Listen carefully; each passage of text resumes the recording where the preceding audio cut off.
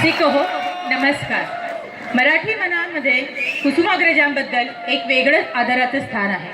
आपल्या सगळ्यांनाच माहिती आहे, त्यांच्या कविता म्हटलं की मनामध्ये एक वेगळीच भावना निर्माण होते. माझी आजची कविता ही थोडीशी गंभीर असली तरी तुमच्या हृदयामध्ये ती कोरली जाणार याच्याबद्दल मला कुठेही शंका नाही. रसिक हो, कविता आवडली, थोडीशी सिरियस असली तरी त्यातला प्रत्येक शब्द, प्रत्येक वाक्य हे फार महत्त्वाचं आहे. आवडली आणि जिथे जिथे वाटेल तिथे टाळ्या वाजवून दाद द्यायला विसरू नका. चिवताई चिवताई दार उघड, दार उघड चिवताई दार उघड. दार असं लावून जगावरती काऊन किती वेळ डोळे मिटून आत बसशील. आपलं मन आपणच खात बसशील. वारा आत यायलाच हवा, मोकळा श्वास घ्यायलाच हवा. दार उघड चिवताई दार उघड. फुलं जशी असतात, रसिको शांत जर बसले तर शब्द आपल्या हृदयापर्यंत येतील, विनंती आहे. फुलं जशी असतात तसे काटेही असतात. फुलं जशी असतात तसे काटेही असतो. सरळ मार्ग असतात तसे फाटेही असतात. ऐका, गाणाऱ्या मैना असतात, पांढरे शुभ्र बगळे असतात, कधी कधी कर्कश काळे, कावळेच फक्त सगळे असतात.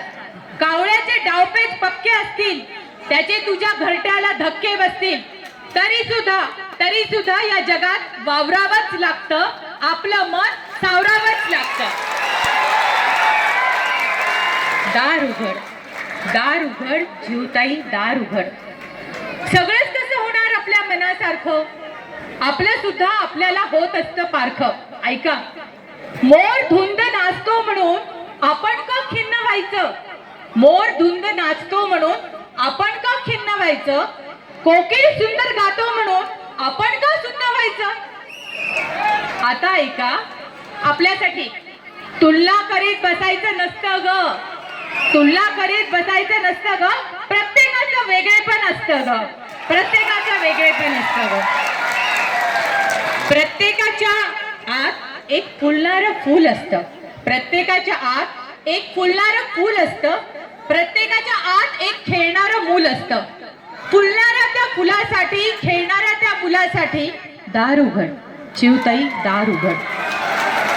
पहाटेच्या रंगात तुझं घरटं आलं, तुला शोधत फुलपाखरू नाचत आलं. चिवताई चिवताई तुला काहीच कळलं नाही का ग. मैत्रिणींनो, तुमच्यासाठी आहे.